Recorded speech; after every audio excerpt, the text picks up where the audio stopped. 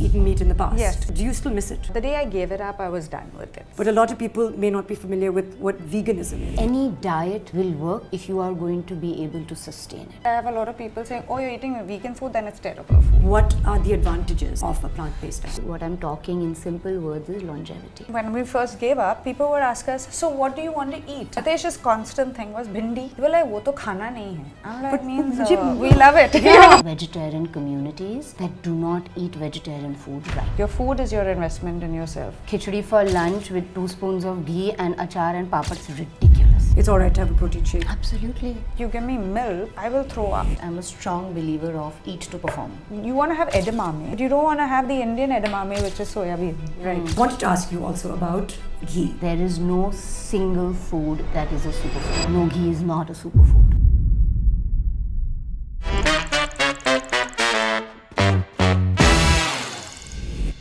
So I am a non-vegetarian, and I'm also someone who is deeply into health, into wellness, fitness, and at the same time, I care about the environment and I genuinely love animals. So today's podcast is really for people like me, people who live in a grey area and constantly wonder, are we being hypocrites? Is it possible to say that you care for animals and the planet without being vegetarian or vegan? Or should we be caring a little bit more, being a little more conscious and actually moving towards a more plant-based lifestyle? Especially when some of the world's leading athletes and sports people are more or less plant-based. There's Virat Kohli, there's Lewis Hamilton, Djokovic, there's actors like Natalie Portman and Joaquin Phoenix. And closer to home in India, we have Genelia Deshmukh. And one of our guests also is someone who champions a plant-based lifestyle. Can you guess who she is? Hello and welcome to All About Her, a space where we have honest and meaningful conversations about women's health, wellness, happiness and self-care. And today, we're exploring a topic that's become one of the biggest lifestyle shifts around the world: veganism and plant-based nutrition. Today we have with us someone who has become one of the strongest voices for plant-based living in India. An actor, an entrepreneur, and co-founder of a hugely successful plant-based brand. Her journey from exploring veganism to building a movement around conscious eating, I think is inspiring, it's relatable, and it's full of real lived experiences. So please welcome Genelia Deshmukh. Thank you so much, Soha. Thank you for being here. No, I'm glad to be here too. Joining her is a leading sports nutritionist and a lifestyle expert whose work in the field of science-based nutrition has transformed countless lives. She brings the clarity of research, the practicality of everyday eating, and a deep understanding of how plant-based diets can support strength, hormones, energy, and overall well-being. So please welcome Kinita Patel. Thank you so much. Thank you both for being here. I've been planning to have this conversation for a long time. In my introduction, I've referred to the fact that I'm a non-vegetarian. Yes. And I have been one my whole life. Yeah. But I think that I'm very fit and I'm very consumed with wellness in this decade of my life. And I want to really explore whether I should be more plant forward in my eating and whether that will help me achieve my goals. And if it will, then I will work towards that, Right. Sure. with that goal in mind. So there are many things that I want to talk about. And Genelia, I've known you for a few years. Yeah. And you have a plant-based approach to life. Yes, I do. But you weren't Developed, always, yes. You have eaten meat in the past. Yes. So do you still miss it?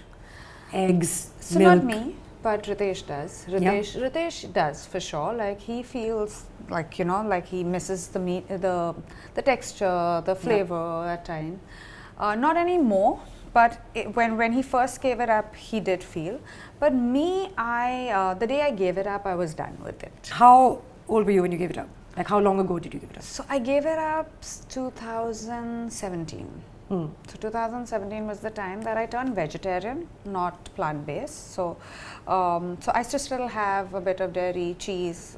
I'm a big cheese eater, so I don't know how that happened, but so that was one of it. And eggs were on, when I first gave it up for the first year. For me, honestly, it's like people say you reach like the spiritual thing, you reach like this meditative thing. I think that's the route that happened for me on the way initially, So while my first step was about being selfish, I would say, for myself, like I felt that maybe this kind of living will help me be better with, you know, my health zone and stuff like that. Maybe I'm doing all the wrong things. That's where this is yeah, you know, that was. But I loved eating it then. So I didn't know any other better. I didn't know any better. I was born in a non-vegetarian home. I didn't know any better. Like for me then, vegetarian food meant peas and potato. Literally, like, you know, potato, paneer. I didn't know. Like I would serve my vegetarian friends just that. I didn't know there was a world besides that, you know. But I think on the way I realized that it's connected to a zillion things. One of the things that happened was having babies. Once I had my children and I didn't want anything to hurt them, was when this started, you know, slowly stepping in and saying that, because I have been an animal lover all throughout as well, and I used to be, you know, blatant about it. I love animals, but I can't give up my meat back then, you know. And I used to speak like that, and I honestly think it is a bit tough when you're used to a certain texture and you're used to a certain way of eating. You enjoy it. There's nothing wrong in enjoying it. It's just when you start limiting it, then you realize that, oh, there's a possibility to love something else, you know. So I think that's what happened with me. The fact that I started limiting, the fact that I started learning a little bit more how to eat foods, how to eat different colors, different greens, different stuff like that. And then I really felt that I was feeling extremely light as a person. I was more disciplined because I wanted this approach in life. So I was trying to get better. I know a lot of people who give up meat and then they only eat bread and stuff like that. You know, they only do those things because they're like, what else do we eat? Because they've not developed a taste to eating something else, right? And they want the satiety also, I think. Yeah, absolutely. So they tend to put on more weight and then they're back to going to the route that they thought they could give up, you know, at one point in time. But what I did was, I learned enough of it before I gave it up. So I knew what I was entering into, you know. I knew that I'm doing this for a certain way. I didn't want someone to throw questions at me that, is your calcium in place, is your protein in place, so I would make sure that I had I didn't know too much, but what I knew that I was getting this much of protein, I knew I was getting this much of carbs, I knew whether it was first level, second level, I knew those basics, you know. Right. And I think that's the route that one needs to go. I mean, especially with nutrition. And I've always said this, if milk works for you, it's your choice, right? At the end of the day. And I'm not going to hold a pistol to your head and say, why are you doing that? But similarly, if it doesn't work for me, maybe there's an understanding whereas I always feel that non-vegetarians turn dietitians and vegans or, you know, plant-based people turn activists. So I'm like, there's never like a mid-route. Like half the time I was like, I wish there was, you know, we can have great conversations, we can have I think it's just when you discover something that benefits you, like the reason I chose to do this podcast was because I discovered things in consultations that I had and I wanted to share that. And sometimes your approach can be a little activist-like and sometimes it can be dietitian, nutritionist-type. It just depends, I think, on your personality, how you sell, what you're passionate about. Absolutely. There are many questions that I have for you, Kinita, but before that, because it's a large subject and you touched on a few things that we'll explore later. But one of the things I wanted to ask in 2017, was there something specific that made you decide to go off animal products? Of animal products. So when I first turned, it was like a manat that me and Ritesh had left it first, actually. Oh, he left it first. He was in 2016, it was him who said, no, I'm done with eating meat. I just don't want to do it. I don't feel right anymore. Right. I took 2 months more, and then 2017 Jan 1st, I gave it up. I was like, I'm also done with meat. But we would eat eggs, we would eat animal products. So we would eat eggs, we would eat. COVID hit and everyone was scared, right? At that point in time. And Ritesh actually mentioned to me and he said, why don't we try getting off dairy? So Ritesh used to feel extremely stuffy when he used to have dairy. I never had that feeling, but he used to feel extremely bloated. So I said, okay, we're at home and we're, you know, not doing, let's try it, you know, let's try making the shift to a non-dairy lifestyle or, you know, non-eggs. And we started doing that and he started feeling amazing to a certain extent. Every time we would probably eat a paneer or, you know, there was butter on a roti maybe, we would do that, we would feel, you know, totally full. So one then realizes that when you're living life a certain way, you don't realize what's going wrong. When you take that call to, you know, pull out and then suddenly you're eating like some dairy that doesn't really necessarily work for your body, you then realize, oh, this was never meant to be me. It just got my body acclimatized to it, you know. So I think that's what happened initially, and then with time, it was a health thing initially. It was COVID, and we tried it out. We started liking it. I went on to getting very close to the environment, to animals, and on our journey, I didn't do everything, you know, year 1, and I still don't do everything at year 7 or 8 or whatever we're in. I still learn every day, and every day I try, to give up. Like, for example, today I don't use leather at all.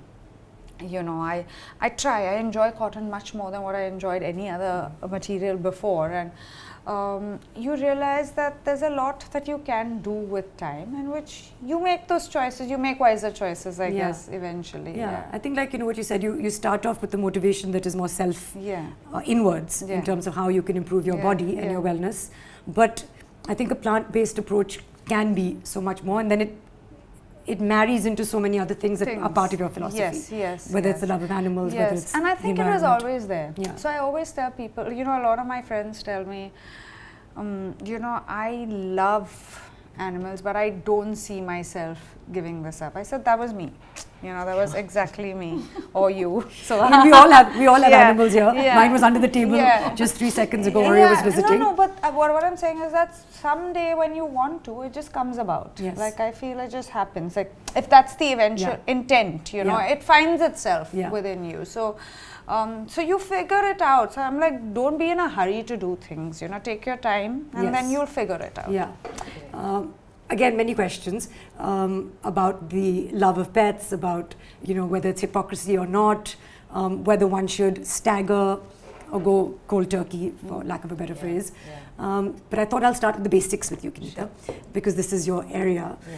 In nutrition, for the audience who may not know, we know vegetarian and we know non-vegetarian, but a lot of people may not be familiar with what veganism is. So if you could just differentiate the 3 diets in broad terms. So fundamentally, you have, in vegetarian, you have a lot of permutation combinations. So you'll have a lacto-vegetarian who basically has dairy but does not do meat.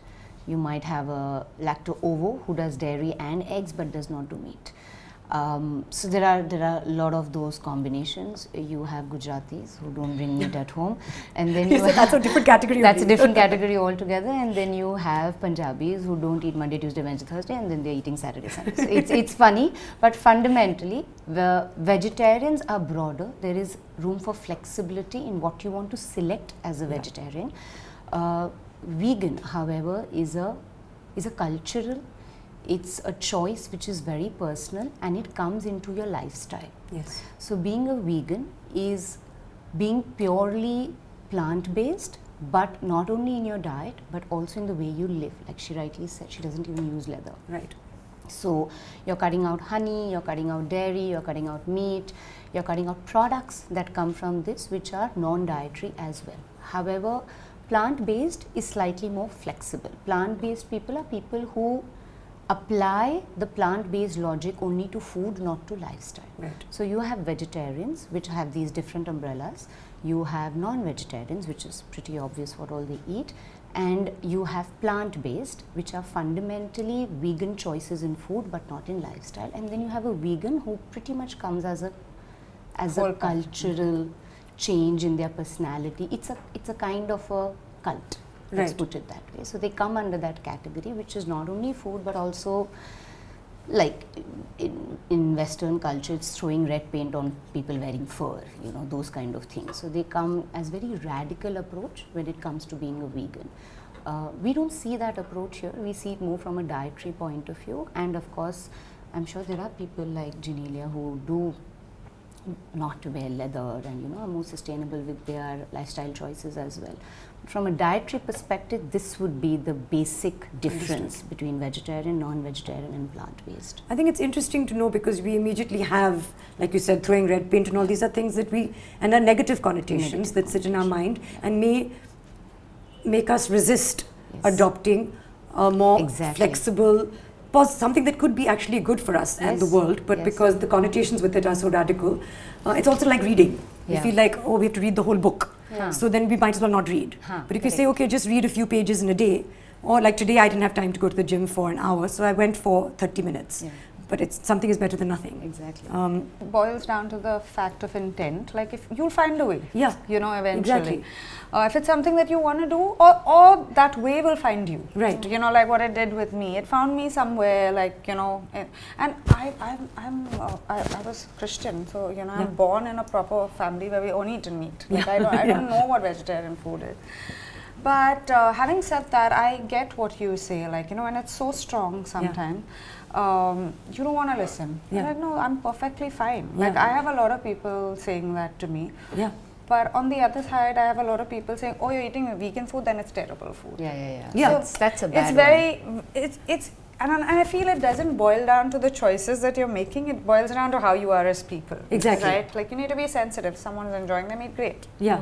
Someone's not enjoying it, great too. But you know, when it Yeah. comes to food, Yeah. and I don't know whether it's part of our culture, I'm a very particular eater. Yeah. And people show you love Yeah. through feeding you what they have made. Yeah, no, but that's the point. When we first gave up, people would ask us, so what do you want to eat? And Yeah. Ritesh's constant thing was bhindi, dal. Yeah. They were like, wo to khana nahi hai. I'm like, But means mujhe- we love it. Yeah, mujhe pasand hai. I think it's the element of judgment that comes from both the ends. So it's not just a vegan judging you for being inhuman to eat meat, but it's also the meat eaters judging you for being a vegan. And that's where that fine line comes, where there has to be respect for whoever wants to eat whatever they want to eat.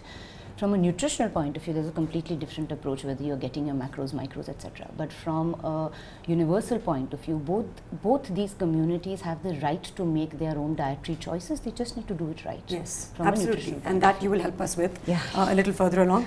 But again, which is what I wanted to underline was that, you know, there is something called plant-based, Absolutely. where you don't have to be exclusive, non-exclusive. Yes. You can try something on one day and be Flexitarian. flexitarian. Right? You can be based Yes, in a you particular can. way. Yes. And I feel also because a lot of people are looking to point, say, oh, what bag is she carrying? What shoes is she wearing? Yeah. Oh, she ate, you know, eggs on that day. They're always looking to poke holes. Yeah. And that's not what it's about. No. Yes. You know, the attempt is to do something, whether it's for your own wellness or for other reasons. And people should just Yeah. let you Let you decide. Let you be. Yeah, and it's not just dietary, it's everything, right? Yeah, like with everything.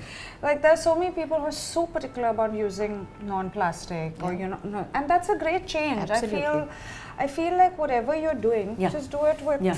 with Yeah. what you feel best Yeah, about. Totally. because we talked about a scientific basis, is there scientific evidence that points towards a particular diet being, in the long term, easiest to follow or best for us as like a Homo sapien? No, it's a very good question, but you know, honestly, this is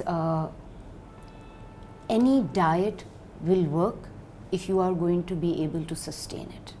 Okay, you could have from Atkins to Zone to Paleo to Keto to whatever you want to do, but if you're not going to sustain, it's a failure. Then how is it good for a human?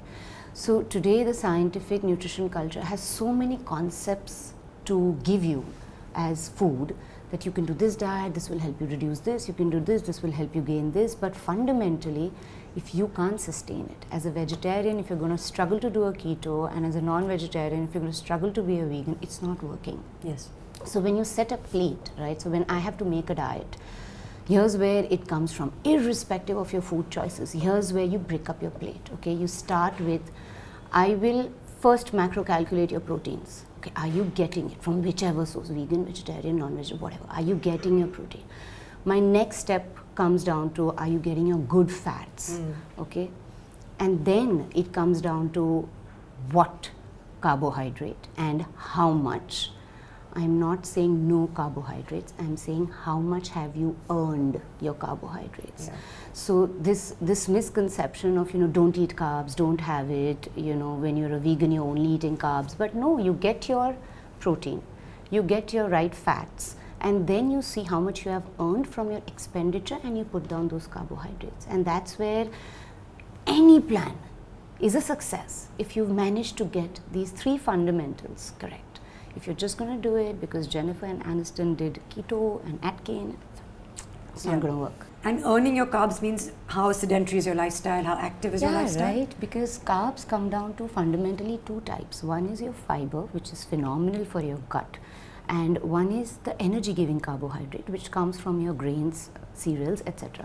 So if you are spending a certain amount in the day, whether you're an athlete or not, or if you're training like an athlete, you have earned that extra carb or that little macro distribution in your day. But if you're going to tell me you're just going to wake up to being sedentary and absolutely not do anything, I'm not justifying that third element on your plate. Right. So that's what you mean by earning your carbs. So let's assume now that the people we're talking about, the foods that we're talking about, are plant-based.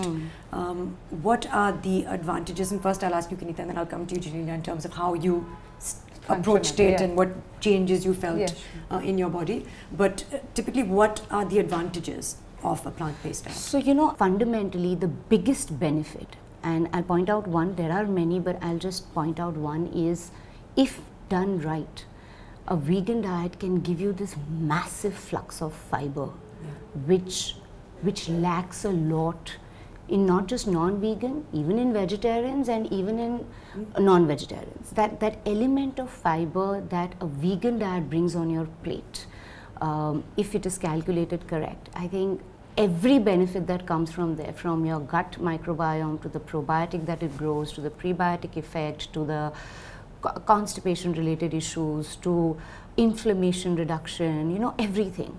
This is your biggest benefit. And all this eventually works at a cellular level. And at a cellular level, what I'm talking in simple words is longevity. Right. So that's where your vegan diet today is winning in a lot of these aspects purely because of that flux of fiber that it brings in your meal plans. So can you briefly just tell us, if I decide to go plant-based, Let's start go, to make Soha. that very big if, guys. Orioles left the building. Oriole, close your ears. If I decide to, what will I feel in my body? Is it going to be like hellish for the first week, first couple of weeks, then first couple of months, and then I live forever? Okay, so brilliant. Okay, this is how I think this is exactly what your audience wants to hear. Should they turn vegan? If they need to, how should they do it? So let me give you two simple case studies here. Okay, one case study: someone your age, perimenopausing, dealing with certain hormones, feeling bloated, cranky all the time. Are you describing inflammatory? How do you know? Someone your age. Inflammatory, sluggish, massive mood swings, and a non-vegetarian. Okay, decides to give this sudden shift in their lifestyle and says, okay, you know what, I'm going to turn vegan. For whatever comes across her way, she says, I want to turn vegan. Step one, okay, what am I going to do? I'm going to change my chicken. I'm going to start having some tofu in the day, and I'm going to start adding some seeds, and I'm going to bring in, say, 3 different types of dals in my diet, and this is how I'm making my shift, and make sure I'm taking my omega-3s, whether from a vegan source, taking my micronutrients, my B12, etc. I'm setting my standard right by making the swap. Cut to, you have a guy who is a young boy, college going, looking up to Virat Kohli, turned vegan, fantastic, I'm turning vegan. 16, 18-year-old boy studying in the Western world, turned vegan, and what did he do? He took up to Coke, French fries, and literally biscuits. So I don't even need to tell you what happened to his mood and his energy and his sluggishness. So you can honestly be an absolutely crappy vegan. Right. Or you could be a very educated, smart vegan who makes the right swaps and choices. Right. So here is where it comes down to. If you are a carnivore all your life, non-vegetarian all your life, when you're making this shift, you have given your body for many years certain amino acids which are extremely bioavailable. What is the difference between your vegan and non-vegetarian? It's the bioavailability of the food. So your proteins that come from a piece of chicken is much faster broken and absorbed in your body. That is what bioavailable means. Exactly. It's much faster accessible to your body because it does not have a lot of other shenanigans that goes with that piece of meat or eggs. But your vegan protein sources or your vegetarian protein sources are not so easily accessed. They have a lot of fiber, they have a lot of other nutrients that are holding these amino acids. Right. Because of that, the availability is not there. So if you were so used to eating 150 grams of chicken every single day, and I give you 3 bowls of dals immediately to that, Right. substituting that, you will struggle. So your first question is, will I feel great? You might probably feel very heavy. Right. Because of all the fiber that came in, all the dal and the lentils and the soy and the phytoestrogens, everything. But you know, it's a gradual process. Right. Your body will adapt to Right. breaking that, and then you will start seeing, oh, I'm less inflamed, I'm more energetic, my gut is better, I'm feeling great, and that's where the shift happens. Okay. It all comes down to the bioavailability of these nutrients, and how you get it right in a vegan from a swap is what people need to learn. So I'll come to the long-term effects of it a little later. When you moved in 2017, firstly you staggered it a little bit. Yes. As you said, you were first vegetarian, Yes. and then during COVID you said, okay, Yeah. now the dairy, which might be a big challenge, let's Yeah. try and see if we can Yeah. do without it. Much easier to do, I guess, when you're not going out for Yes. dinners and you Yes. know, celebrating festivals and things like Yeah. that. How did you feel? I mean, honestly, because like I said, right, I did do a little bit of studying before I Yeah. got into it, and I think that's, like, I would recommend that to anyone who's So trying you to consciously, do it. you went to Cornell. I went to Cornell. I mean, I did, it's an online course. I Yeah. did one Cornell course, and then I did another one because I just wanted to grow more in my understanding. So what are I the didn't courses want you it to did? be another diet. Like she said, you know, I didn't want it to just be one of those diets that you're following and then in 2 years you're going to go, because my intent was to make this a lifestyle choice. Right. You're right. And with that, I needed to know the pros and the cons Right. of it, right? Because like you said, when you have a piece of chicken, you know you've got your entire protein. When I do that with my kids or with ourselves, I have to make sure that I'm having the right amount to substitute for that chunk of chicken, and Yeah. that's not tough. That's just a matter of changing your mindset and changing and your ability to want to do it. If you Right. want this route, then you've got to work in a certain way that you're not used to. Right. You know what I'm saying? Like, Yeah. so it's not difficult. It's just that you're not used to it. You have to be Like, adaptable. today, if like you give me milk in a coffee, I will throw up because I'm used to having almond milk today, Yes. right? Yes. Like, but maybe 10 years ago, I would have thrown up if I had almond milk. Yeah. You know, it's a matter of conditioning your whole body. So I felt really amazing, and I recommend that to everyone, that don't just throw it out of the way. Make your mistakes, figure it out, learn it, and then you'll have great food. Like, you know, then you'll enjoy the whole process of it. Keeping away, like, nutrition is a whole different ball game, but I'm saying just a lifestyle choice, if you want it to be, it also has to be something that you really love and that you Yes. move ahead, right? Like, if you're not happy and if you're cranky and if you're hangry all the time, then it's not working for sustainable. you. You know, but with me, what I did feel, and like what she said, I felt that I wasn't eating enough of fiber when I was non-vegetarian. I would be happy with the piece of meat, and I would think that was food, but Right. it used to slow me down a Right. lot because there was no other base to it. Like, it wasn't like a soup with broccoli or with spinach, or it wasn't like a piece of chicken with broccoli and spinach and, you know, stuff like that. It was just chicken, and most of us do that. Yeah. We'll just eat Yeah. that, or, you know, we forget about vegetables. the other things that you need to, you know, Yeah. in that zone. And then when I turned plant-based, I realized that I was, and because it was a choice that I wanted to take, I was having my tofu, I was having my, you know, my dal, I was having everything, and I was having a more wholesome meal Yeah. as to what I was having before. Right. Because before I was only having like a tandoori, because most of us like to have the right choices, so you don't, I mean, I think all of us have grown up in an age where we don't like to eat too much cream, and we Yeah. don't like, you know, it's a conscious thing with the generation as such. So anyways, you don't want it to be loaded with butter and, you know, ghee and all. So you would choose that, but you would just eat that. Yes. You know, you wouldn't feel the need to eat Yeah. much more. Yeah. Here, because I knew, and when she's saying bioavailability, Yeah. was that the word? Yeah. Yeah. I knew that I would get some amount from a tofu, I would get some amount from a dal, I would get some amount from rice, some amount from vegetable. That in totality would be my amino acids somewhere, you know, it Right. wouldn't only come from Perfect. one thing. So. So I started feeling much better about my meals, you know, then, because I'm eating everything. Like today when people ask me, do you eat? I say, yeah, I eat a bit of everything. It's definitely goes down to macros and all when you when you're looking at sports nutrition, and I think I changed it more for the kids because Yes. the boys are so into it, and I was like, might as well teach them young, you know. So today Rian, and he's plant-based, right? I mean, there are times, of course, when they don't get any food and they have to slip, but he doesn't enjoy it. He likes being plant-based. He'll know exactly what is his protein. He'll know exactly what are the carbs he needs to eat. He on his own feels that it's his contribution to his body. Yeah. And I think it's because it's a conversation. I feel today modern parenting is accepting their opinions and also having great conversations, right? Like, I don't remember asking my mom, I want this. Not it at was, all. you know, you eat this, right? Like, today I'll sit and have a conversation somewhere, you know. So I feel that shift, and it's good, bad, ugly, whatever, that's another topic to debate on. But it's nice to teach them initially so that they don't go through this, and it's their choice, right? Like, now, if you choose to eat non-vegetarian, then just know to eat it the right way. If you choose to be plant-based, choose to eat it the right way. Don't choose to just make it that one thing and then be depressed about it, you know.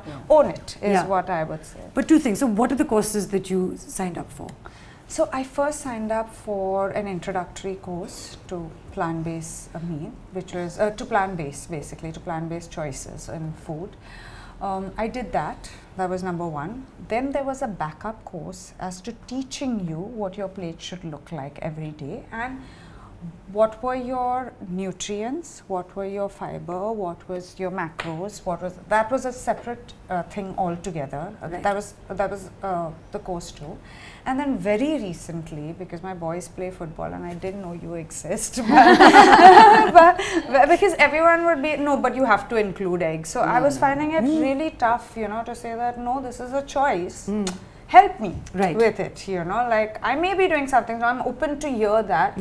But don't let me change my core. Like, right now I feel this is what I want. Help me choose the right way around it. And I wasn't getting that at all. So I did a course from London again, which was on sports nutrition, because my questions were, am I getting my amino acids? Am I getting the right breakup of protein? Am I getting, you know, the other things that are, and I don't know half the names, but you know, a lot of these other names which they say are only available in non-vegetarian food. I just wanted to clear all those that. And my understanding of food changed threefold. You know, I just realized that everything is possible. But you're obviously this is a conscious, you're conscious as a parent, as an eater. But I would recommend it to everyone. Yes, I know. It's not, you see, at some level, Soha, it's also an ego that sets in ki mujhe pata hai. We don't know. We learn it every single day. And it's amazing. But somewhere we start living that life that I know it. You know, I know what's good for them. It's not. Like, and it's okay to say that it's not. It's okay to sit with her today and get exactly, you know, the information that you need. Maybe somewhere you'll have questions, you'll have doubts, which are worth discussing. Absolutely. There is an expert. And it's nice, and I always recommend it to most of my friends. Like, everyone, my kids don't have a real sweet tooth, right? Because they've been plant-based for so long, most of the things come with milk, or then they haven't eaten it. So now if they try to taste it, they don't really like it because, you know, their palate has changed. And people are like, how did you do that? I was like, maybe we just spoke about it, maybe they just ate right. So like today, for you, example, if you eat a heavy meal, you will feel heavy because you're so conscious about your diet. Let's not talk about me and my diet. That's a whole different conversation. But a couple of things, like children. You also do nutrition for children, Kinita. What is the right age? And, you know, because you touched on, in fact, before I come to what is the right age, the fact that it is a sensitive subject. Generally parenting. People don't like to be told how to parent. Most mothers feel like, mujhe sab kuch pata hai. I'm also guilty of that. They're also resistant to changing age-old patterns of feeding. You know, we tend to sort of replicate what happened at home or do the complete opposite. As you said, you grew up in a Christian household. I don't know how involved your family was in raising the boys. But was there some resistance to, like, how can you not bring them up? How can you not? They're growing children. Don't they need protein? Don't they need ghee from animal sources? My parents shifted to a plant-based lifestyle, My God, which was huge. huge. Them as well. I didn't, I promise, it wasn't my choice. That's brilliant. But it was a huge decision for them. Like, I till date, I sometimes wonder, me changing, I understand, like when they But took after that call, you, watching you. yeah, they just, no, so the thing was when I got COVID, I had to be, I had got COVID really early. So I was, taken One out of the first into, in the country. Yeah, we were very early. That phase. Yeah, that Yeah. very phase when no Yeah. one knew anything. They would just lock you in the thing. And I was Food like, under your door. I was like, 1 second, forget plant-based this. What about being considerate to someone? Like, where did that go? But so I was locked in for 24 days almost. And I had zero symptoms. So it was like So it frustrating. was like Yeah. frustrating. I was like, what's going on? So then my mom had started looking after the kids, right? And in that she's like, I'm not cooking for 2 people, Right. I'm going to cook for whatever the kids want and we'll eat that. They started eating it, and because my menus are so set, like generally, she said, I started replicating it. She started feeling great about it. So, Right. Post that she did take the call somewhere, and she like they enjoyed it a lot more than us eventually, because they felt lighter, they felt better, they felt it's easier at some level, and I think my mom was also like me. Like initially, she would be like, this is my dog. My son put one thing to me. He's like, you love dogs and you're eating your chicken. I was like, So anyway, so when they changed, also I understood that maybe eventually it's great tasting food. Like if most plant-based food is done as an afterthought. It's not done from the basis, like how you would cook. Like when you cook a vegetarian dish, you'll put feta and stuff on You'll dress top, it up. right? Now when you're serving a plant-based, you'll take out all of that, take it. Obviously, I'm not going to like it. Like, put some thought into it. Right. So when kids come home to eat at my place, or when parents are home, they're all enjoying the food because they don't know the difference. They're eating great food. Right. And I think that starts the whole conversation. If you put your mind into whether it's vegetarian, whether it's non-vegetarian, whether it's plant-based food, the thought to make it a good dish is most I think that's very important. Kinita, you also have a daughter who's also, you said, like national level taekwondo. Yes. So into sports, into nutrition, and she opted to become a vegetarian. Absolutely. At the age of 6. At the age of 6, maybe even must be 5. COVID, 5. Yeah. And that was prompted by? Her. It was all her. We actually got her a fish tank on her 5th birthday, and I am a pescatarian, and then she just basically looked at the fish tank and she's like, you're eating the fish that's in my tank. Yeah. And I'm like, no, that's actually not the fish I'm eating. That fish is alive. I get your logic, but she just put the thought to it, and she just refused ever since. And then I think she was around 6 when she learned where the egg come from. Yeah. The egg comes from the chicken. That means the egg has the chicken. That means I shouldn't eat an egg. That egg will become a chicken if it's given the chance. Exactly. She has figured this out all on her own. Yeah. And as a nutritionist, I did feel that, we got to do this, we need to eat this. But then I said, well, luckily I'm a nutritionist. Like if you want to be vegetarian, let's just do it right. Yeah. Right. So I never forced her after that one point, and I did it right. Is it difficult?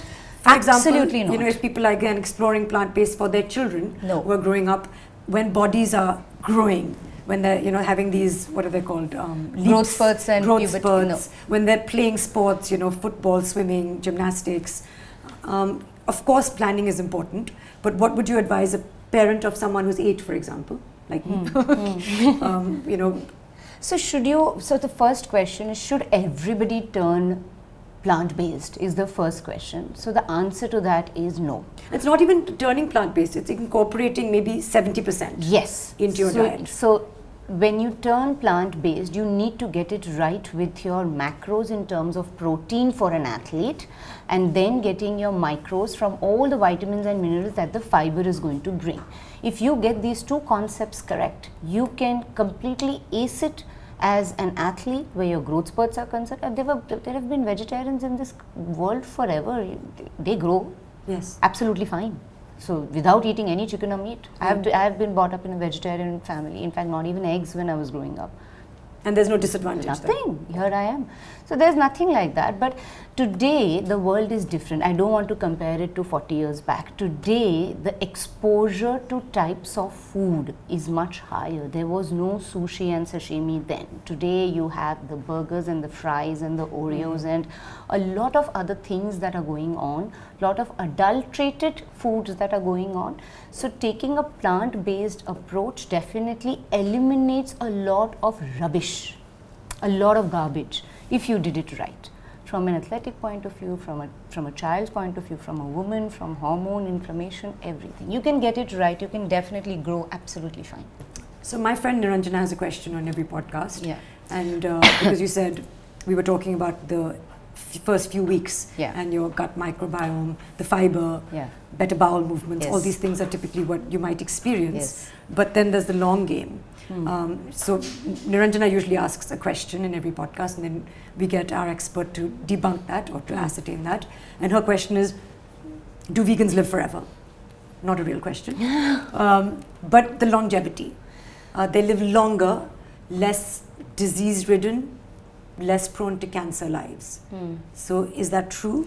They definitely live better quality. But I'm gonna break this here right now. There are a lot of vegetarian communities that do not eat vegetarian food right. They don't live forever, they don't see the benefits of plant-based, they don't do it right with being vegetarians. So you want to be plant-based, you will see the benefit at a cellular level from getting that longevity only if you have a lot of other parameters in place. In terms of your lifestyle, your exercise, your training, the amount you eat out, your alcohol, your discipline, your circadian rhythm, your sleep. You know, there's a lot of factors coming out here. It's not just because I'm eating greens, I'm going to live for life. No, that's not how it works. But yes, if you got it right, you figured it out, and you had all these other environmental factors of your lifestyle and behavioral changes in place, you will definitely live a better quality life than a non-vegetarian. But talk to me a little bit about that. Like when you get into that, you've been plant-based for 3 months, 6 months, a little bit longer. What is it addressing in your body? Fundamentally, first you will see a lot of superficial changes as well. You see a lot of changes in your skin because the inflammation settles. You see a lot of difference in your bloating, water retention. So there is like pigmentation. There are these things that significantly improve. And is it the dairy that's problematic for skin? So dairy can be one for of some people. For some people, it can definitely be a superficial and a gut related issue. So it is something that it comes under the category of intolerance. So you're not allergic to it, but you could be intolerant. And one of the signs of intolerance is either acne or your gut goes for a toss. You might want to go to the loo too much or you get constipated. Right. So one of the two things can happen with dairy. So that's why whenever I get a client who has PCOS or is coming with an hormonal imbalance, I have seen significant difference in their lifestyle by just withdrawing dairy. I have not turned them vegan. No, I understand. They are healthy omnivores, but they do not do dairy. Right. So that is, and that big change, just withdrawing that helps. But in our Indian community, withdrawing dairy practically makes you vegan. Right. Yeah. So you almost 80% of your population turns vegan automatically by just withdrawing dairy. Yeah, So- because it's paneer. I mean, But what do you it's serve paneer again at and dinner it's parties? milk and it's Aloo and cappuccinos, paneer. yeah, and it's No, and everything else is pretty much plant-based, right? Everything else, like chole puri can be easily made without Correct, ghee. yes. Aloo Exactly. parathas can be easily made without ghee. आपका Yeah. दाल चावल, You know, आपका dal chawal, खिचड़ी, आपका everything, Yeah, poha, so it's, upma, idli, yeah, I mean, everything. I think India is the easiest. Easiest to actually. turn yeah. vegan. You automatically turn There are vegan. some communities in India that are anyway plant-based, they've said from the beginning, like whether it's a Jain community or is that true, and do they have any kind of, do you So, see you these know- advantages in them? So you know, this is a great question. I'm going to throw some data over here. So very recently there was a study that was done in the Jain community of Madhya Pradesh, 2023, up until very recently. So Jains are vegetarian, they don't even eat root vegetables, so they have a lot of their restrictions. You'll be surprised to hear this.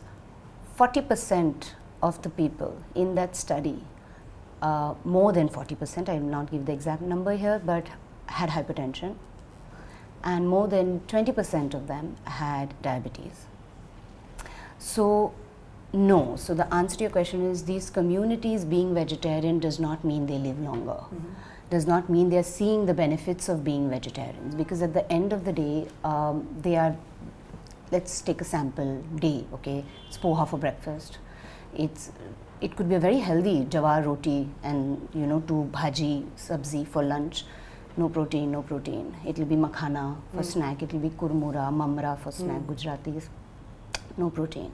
It could be a dinner which typically is from pav bhaji to thepla to bhakri to paratha to again no protein. So you see where I'm coming from. So there is that benefit is lost because you are absolutely putting nothing else than carbs in your diet. And that's why this community, but yes, if you want to take home some messages from a community like Jainism is, well, they do fantastic with syncing their circadian rhythm. They eat by sunset, they don't eat till next day, they have a cultural intermittent fasting that goes on, so they see a lot of that benefit. But the absence of protein is doing what? Why is protein so important? It's so important, right? If your macros are not right and if your diet is carb heavy, your insulin is going to respond immediately. That's where the insulin spikes, and that's where the diabetes comes, and that's where the overweight comes, and the obesity related hypertension comes. So it's a metabolic disaster if your macros are not in place. Right. So we are talking protein, fat and carbs. They have just started with carbs and stopped. Right. Where is the rest of the thing? The superficial changes you felt? Everybody says, oh, the skin is glowing all the time. Is that because of your plant-based diet? Should be, I'm sure. Although you always had good skin. I've had good skin. Yeah, I've not had. You must too have much seen that. Yeah, I did get a lot The of bowel people movements saying, got better. Yeah, that's for sure. 100%. Yeah, definitely. Everything was better, honestly, to put it into place. Then who was like the kids, Ritesh? Like, was there, like, I'm saying for people who might feel like, oh, this is not so easy, to like make it relatable to them, like what can they anticipate happening that they should be patient with? So it's a mindset to a large extent. It takes you some time. Like I said, just when you're used to, and I'm talking as a non-vegetarian. I don't know vegetarian, because I went from being non-vegetarian straight to, plant-based. I mean, I had those 2 years, but I was eating eggs. So, it wasn't like someone just being brought up in a vegetarian home. What I do feel and see, it's very addictive, non-veg food, right? Like eating chicken is very addictive. Like when you give it up initially, you feel really hungry. Right. After you finish a whole vegetarian meal, you still feel hungry, because even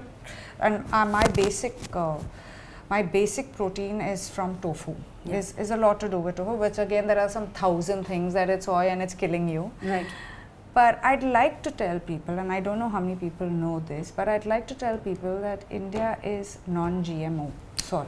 We were just discussing this before you arrived. I told you. And I didn't know that. And because Latur, where Ritesh comes from and where our family home is the largest or second largest producer of soy, is how we know the information over there. So, I mean, today if you eat rajma every day, it's going to be not great also. Like, you know what I'm saying? It's about doing it with the right proportions and breaking your diets constantly. Right. If you eat meat if you eat only chicken every day, there's going to be a problem eventually, right? Like there needs to be, then it's your side. But it is. I mean, it's true. Like we need to talk about these things, because I just feel it's very easy. Yeah. It's not rocket science. It's not. You need to I mean, this is your investment in yourself. Yes. Your food is your investment in yourself. Yeah. No matter what diet you choose. It's the biggest investment you can give yourself, I feel, So, for something that means so much, give it some time. Yeah. Tell me about the GMO stuff, because we just referred to it, but some people might not know what we're talking about. So, genetically modified foods are foods that are engineered, and they are bigger in size, they are more good looking, they are large crop production. You can just grow 20 tons more than what your normal agricultural farm can grow. So that's what genetically modified is. India takes a very strong stand on non-GMO foods. Compared to US, I'll say US right now, the corn, the soy, everything that grows there is genetically modified. Right.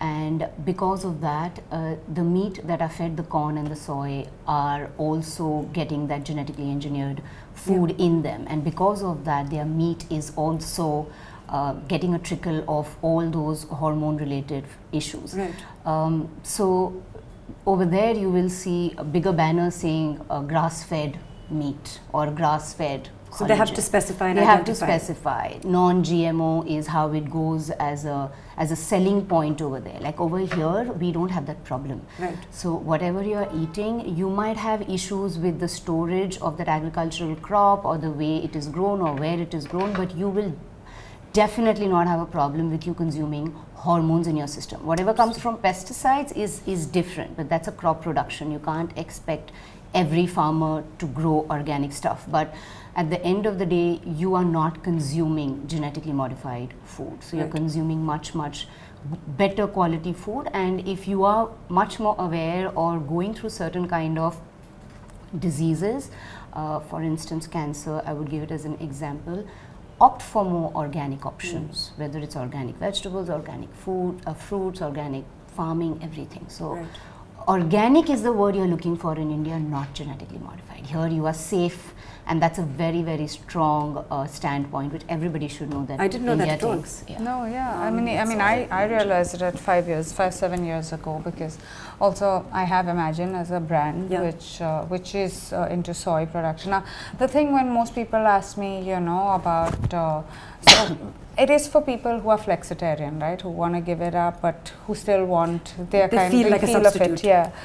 And it was largely for my family, because when we gave it up, we were like, oh, we can't eat nuggets, we can't eat this. So when we started it off, we did everything that we felt. So, so our products don't have palm oil, at all. Like it's a lot for a startup, because nobody wants to really support you when your quantities are smaller. But I think somewhere it starts playing off, and it pays off to you when you just make the right choices. Like organic is something that's not rocket science. I mean, the reason why ancestrally I feel they ate better is because they grew their own crop and had their own, and it's local, it's organic, it's seasonal. Coming to, again, like a chicken is supposed to be a really bony bird. But we've forgotten about that. And then you can relate to bananas and to everything, right? Like you can go the whole route, but that's because of what we have done. Right. It's not with the crop itself. So you'll always, like, currently we grow dragon fruits, and because it's so organic, like it's so clean, and it's not like you don't use stuff into it. You use everything that's good for the soil. For the crop and the soil. You're nourishing your soil. People don't take time to nourish the soil. You can just see a whole different crop. Right. And that kind of satisfaction for me, because I'm so close to the land, and my mother-in-law post 60 took this up, and she does this with all her love and all her passion, and I look at her and I say, wow, I'm getting to eat better because you decided that for us, right? And I'm sure if we do that for our kids, they're going to be much better in their thought process, which we didn't. Like, it's true, when you look at a plate and you want, and this doesn't happen only with vegetarians. I kid you not, I feel like my non-vegetarian friends eat less protein than what my kids eat as plant-based, because they'll eat 2 pieces of chicken. That's it. I'm like, and the question first is, but where's your protein?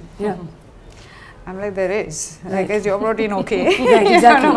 No, in fact, I want to ask you about that. I want to ask you about like a typical plate for you and for the kids, and like how we were talking about earlier, because they play sports and you observe, you're there at every football game at like, I don't know, 5 in the morning or whatever. We're in the same school they get to before I'm even awake, and they're swimming and they're doing so much. So what does a plate of food, plant-based food, look like for you, and your observations of people who are, for example, non-vegetarian, and think that, oh, your children or your family or you yourself are being denied certain things, and therefore may not be faring as well. But the observation is not that. No, so I make it a point that every meal needs to have a certain amount of protein. A lot of people say, this is food, you don't count it, but I do. I think that's the only way I realize how much I'm putting into my kids' food or my food. And I don't know why people say we don't do it, it's just food, stop making it like a mathematical equation. I don't know why people say that, because so what if we didn't do it before? We can always start. And it's, I think for a mom like me or you, I mean, we are not as equipped as Kinita, right? As Kinita, right? We're not equipped as Kinita to look at it and just decipher what it's done. So it's okay to look at a packet, figure it out, or if you're putting in 100 grams, you know, you make a note of it. There's enough of information to figure out how much that would cost, you know, get you. And I do that. I'm very honest that I do that. My meals are Monday to Friday are fixed. Monday to Friday. So you have it on a fridge? I have it exactly on a fridge. I have a different meal every day, but it's fixed for the month. And then we change it every month, but for that month it's fixed. So everyone knows what they're eating, how they're eating, how much protein they're getting. They doubt it. Okay, you've not eaten this meal too well. You'll make it up in the other meal. But I have written that down and put it down, and I encourage that to every parent and every child.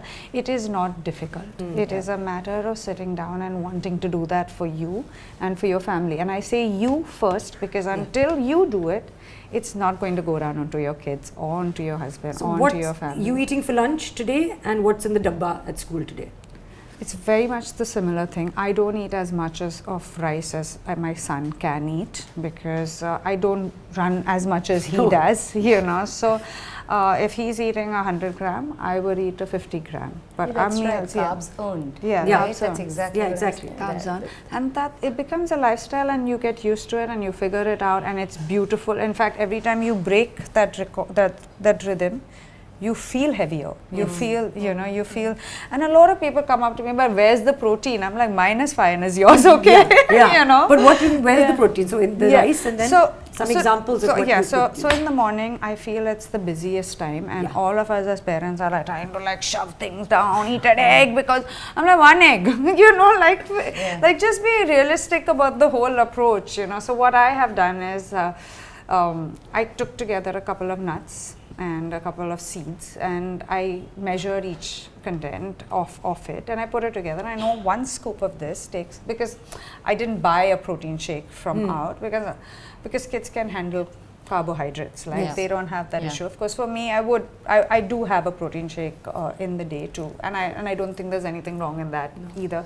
Initially, I used to feel that it was the worst thing I was doing to my body. But for my kids, I have made a recipe which has 15 grams of protein. It's a shake, and they just put it in. They have some almond water. We put in a banana so that it makes it a little more creamier.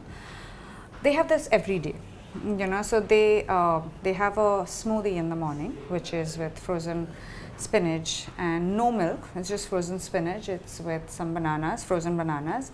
They have this everywhere. They love that because it's easy, it's fast, you know, they have that. And then they have this nut thing, which is slightly higher on carbs. It's their protein nut, and then they go to school. It has changed my life because I'm not running after them and telling them, you know, do this, do that. I had to get them used to this system. But once I did, it has changed my life. They are happier kids. They are happy to leave the house without feeling the stress of eating 2 rotis and, you know, 3, you know, all of that I used to do initially. And for me as a mom, I've counted it. I know that there's 15 to 20 grams there. They've left, you know. So I just feel that make things easy for you. And everyone says as a mom, but you know, put this one more, put that one. I'm like, no, it's nice to prep. It's nice to prep for the week, you know, prep. Frozen, and I'm a big believer of frozen bananas and all, because that's my food, right? Like that's more or less. I feel keeping it in a fridge for 5-6 days is worse than what you would do in, you know, a frozen compartment, because it's intact at the, and I don't know. No, it is true. So there is freshly frozen food, and there is frozen modified food. So there is frozen food like frozen fries or frozen samosa or frozen smileys and things. That's treated completely differently. But freshly frozen is how we freeze our berries, or, you know, fruit, or like amras, or, you know, things like that. And we can keep it for how long? You can keep months. it 6 months, because it's frozen at that temperature, right? It's like, it's fresh. When you take it off, it's freshly frozen. And when we keep food in the fridge, which is an Indian mentality. I mean, a lot of us will eat little, then we'll keep it, and we'll keep it for 3-4 days. And that comes from the point of ease also. But I'd rather say that, you know, freeze your dals in cubes than, you know, keep it in a fridge. And I'd love to share my experience on these things Yeah. with all the moms, because I know how difficult it is to Yeah. prepare a meal every single day. Absolutely. You know, it's not easy. It's a thankless job. No one appreciates it, and everyone wants nutrition. Yes. You know, so I honestly think that doing this, so if that was me, that was their breakfast. Their lunch will be as simple as a bowl of rice, tofu, which will again be around 100 grams. So, and I use we make tofu at home, and there's also a lovely lady called Healthy Mo who makes amazing fresh organic tofu. Like she makes it every day, so you know you're really having great stuff. And then I have some broccoli at the side with it, which I know is also higher in protein amongst the other vegetables. You know, so you place your daily, and all you need is 7 meals. See, the problem is we try to make 500 meals. None of them are having anything on a plate. You want to see 5-6 things. I'm like, why do you want to see? No. Have 3 meals that are helping your system. Have 3 nice products on your plate that are helping your system, that's helping you, and it will become a habit for you. You know, eventually you will miss that meal. But the comparisons with what's in other people's dabbas and the sweets, like I know you said that they don't have a sweet tooth, and that also comes from the conditioning and the exposure. Like if you introduce vegetables to your child at an early age, they don't resist it. Suddenly if they ate and you say now eat broccoli, I mean that's not going to go down so easily. But that's our problem, right? That's like your problem. That's Came down something to that parenting. you should have introduced. Exactly. Like I know my kids would be like, they would not eat things initially when I would give it to them. And I remember reading this book and they said, just keep trying it. If you introduce it Just 13 times, so there's another magic number, then your brain starts to like it. I thought it was 18, but maybe it's 13, I don't know. Whatever, it's working. But don't give up. Don't give up. So, and it was damn tough. There were days I just want to be like, give up, forget it, just give them what they so like. much easier to give them something they like. But ever since I've not complained, you know, like today I see the boys and people say, are you serious? They are having a spinach smoothie. I'm like, are you having a prebiotic, probiotic? They are not. They are fine. This is all pre and probiotic, you know, so I think once you learn it earlier, and it's nice to have people like you literally, you know, who will educate a lot of us moms, because we have the inclination to do it. It's just that at times you don't know the direction, you know, you need someone.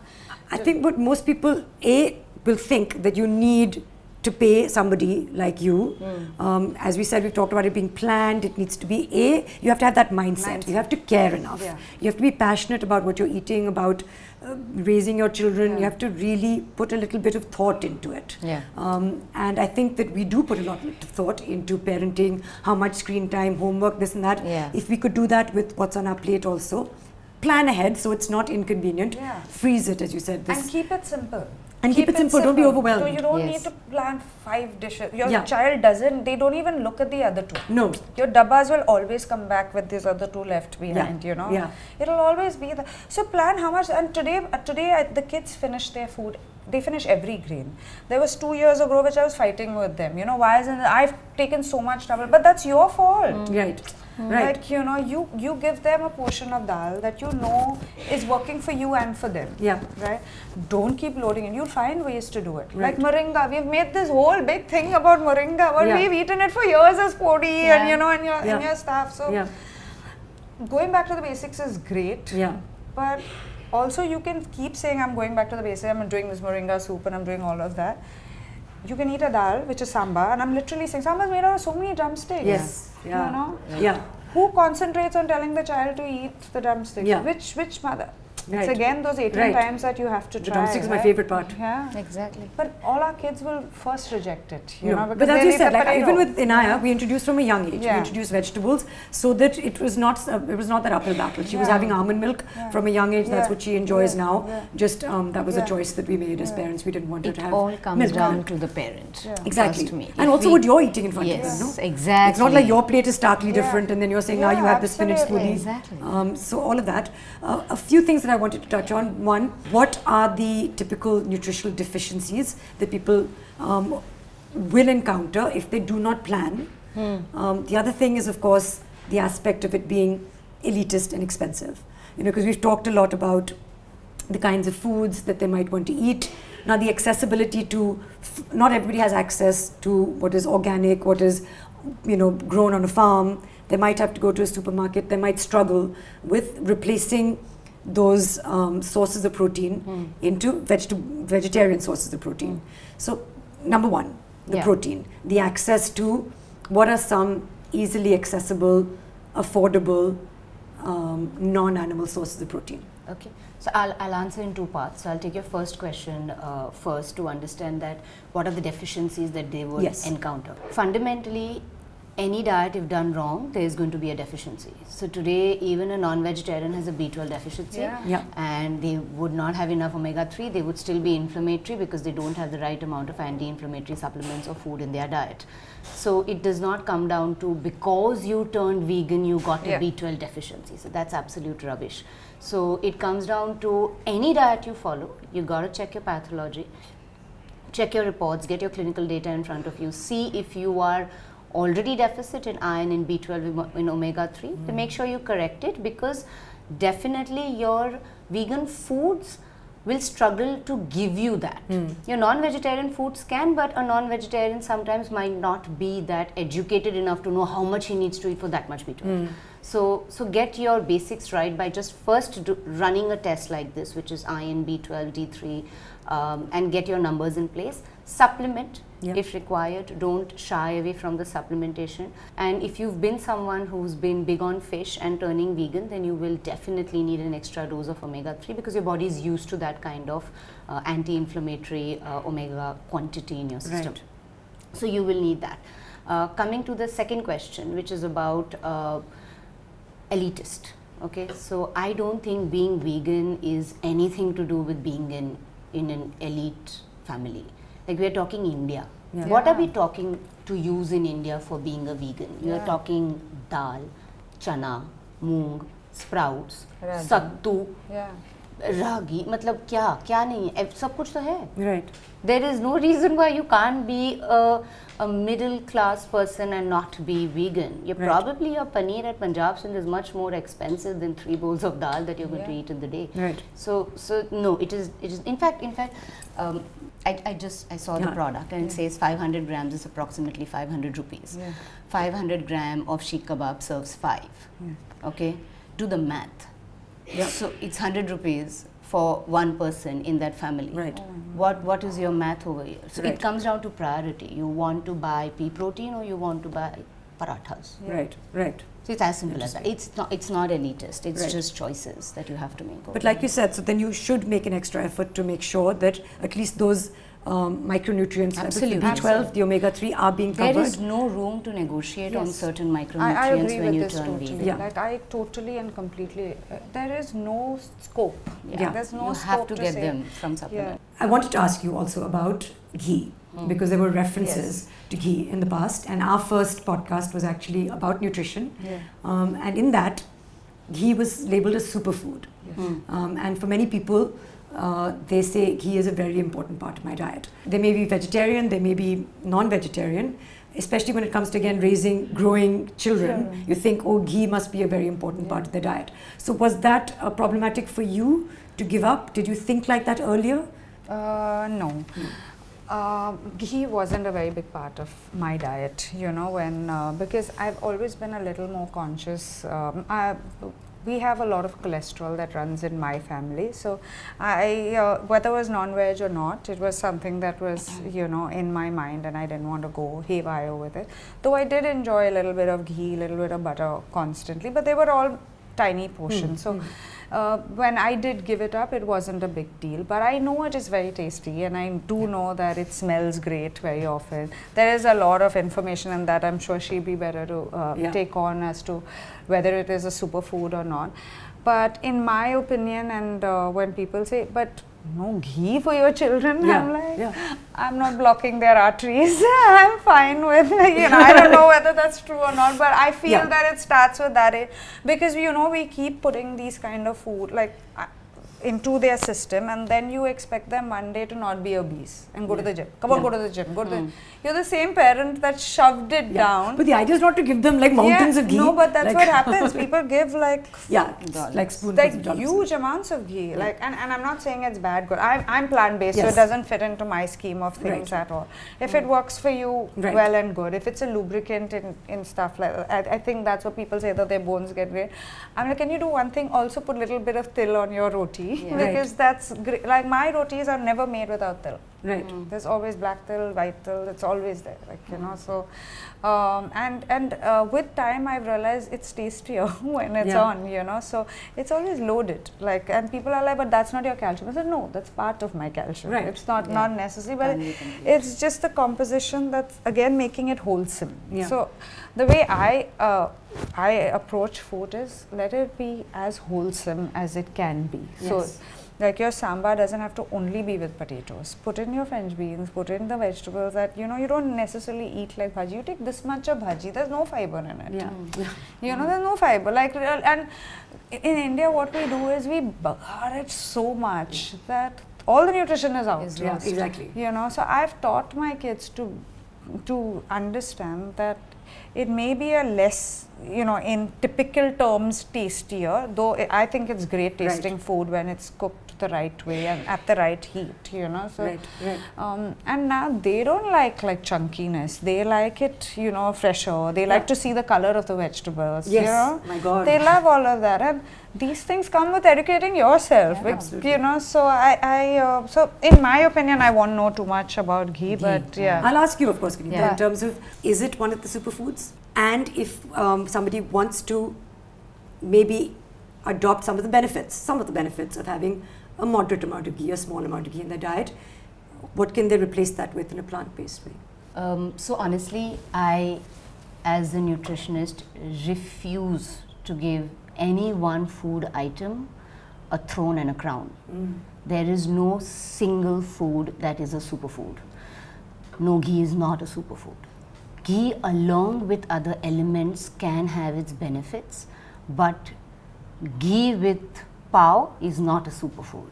Okay, it doesn't work that way. So yes, fat first concept for insulin resistance. Wake up in the morning, want to have a little bit of ghee, want to do virgin coconut oil. Great, cuts the sugar spike. But ghee on paratha, ghee on khichdi, ghee in the diet, ghee is not a superfood. Please don't take it freely.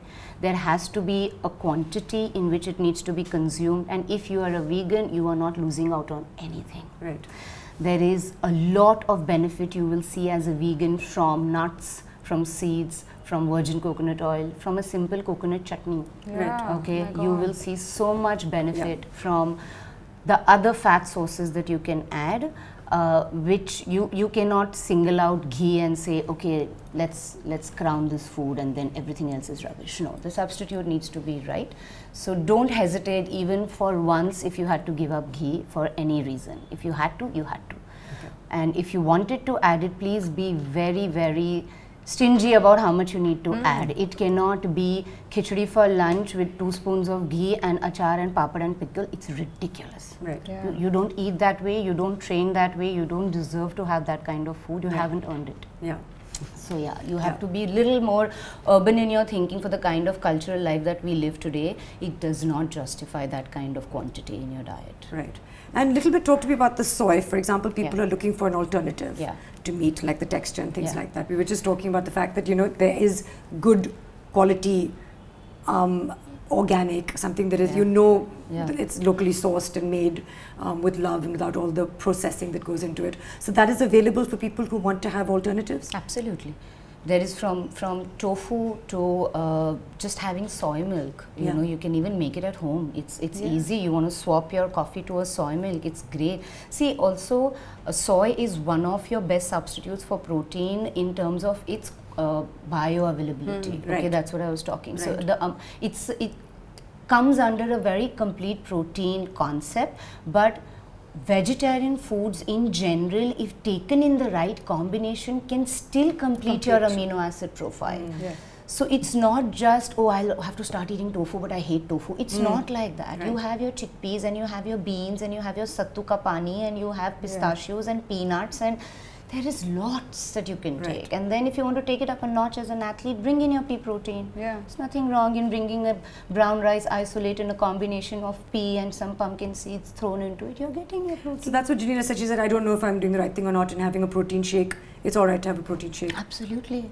Yeah, it's fine. I want to step away a little bit in terms of plant-based philosophy and ask you, because you seem passionate about so many things outside of just yourself and your body and your boys.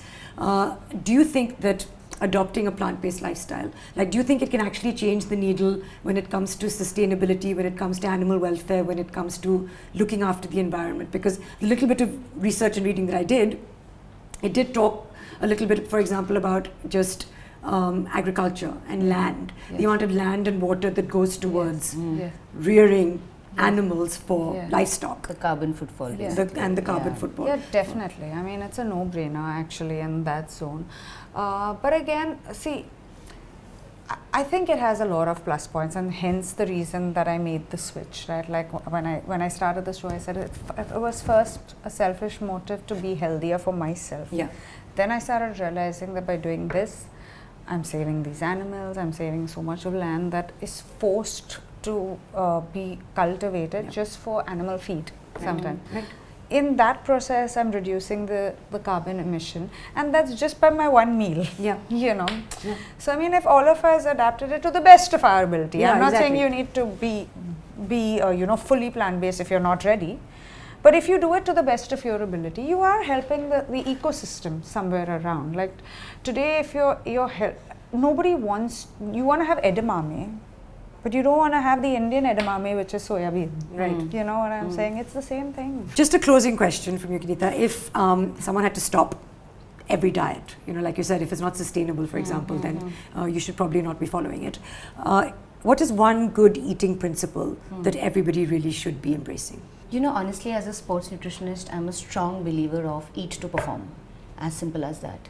Whether you're an athlete or not an athlete, you're performing every single day in your lifestyle for something or the other that you're doing. You could be running a parent race, you could be going to work, you need to be efficient with focus, you could be a recreational badminton player, anything. You gotta eat to perform, from cognition, from muscle, from every point of view. So whatever works for you, eat to perform. It's very easy. The moment you will put that as the heading on your paper, you'll remove a lot of shit. You'll remove so much crappy stuff from your routine invariably. You'll say, okay, less alcohol because I can't wake up at 4 and go for my long distance run. You'll say, okay, I don't want to eat dessert, I'm getting a sugar crash post my lunch. You'll say, okay, I don't want to have fried food because my gut will go, I have a baddie match in the morning. So here you are, eat to perform in every single thing that you do. That would be my principle to anyone who wants to make whatever shift in their life, make it sustainable, make it work for you. Yeah, lovely. Lovely. Thank you both so much. Thank you, Soha. Thank you for having me. I really feel like I wanted to have this chat because it was, I was saying, imagine, if, for example, this person, but it's really spoken to me because I am thinking about maybe the 70-30. Maybe just like reducing my animals, consumption and introducing this. And it starts with the thought. But the idea is also the execution of that thought. You know what will happen? See, the thing is, once it's there, it finds its way. It just finds its way, and it needn't be 100 or exactly. I think that for me is too daunting. Like for it to be an exclusive, let's see, but I do want it not to be an obstacle for me to start.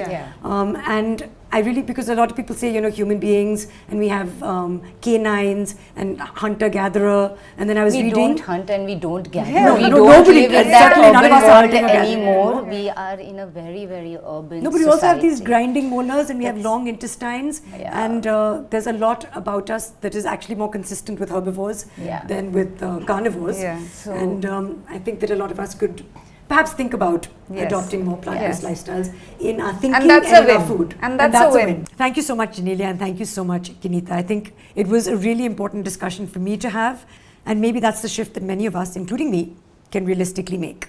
Not extreme, not all or nothing, but a conscious, balanced move towards more plants.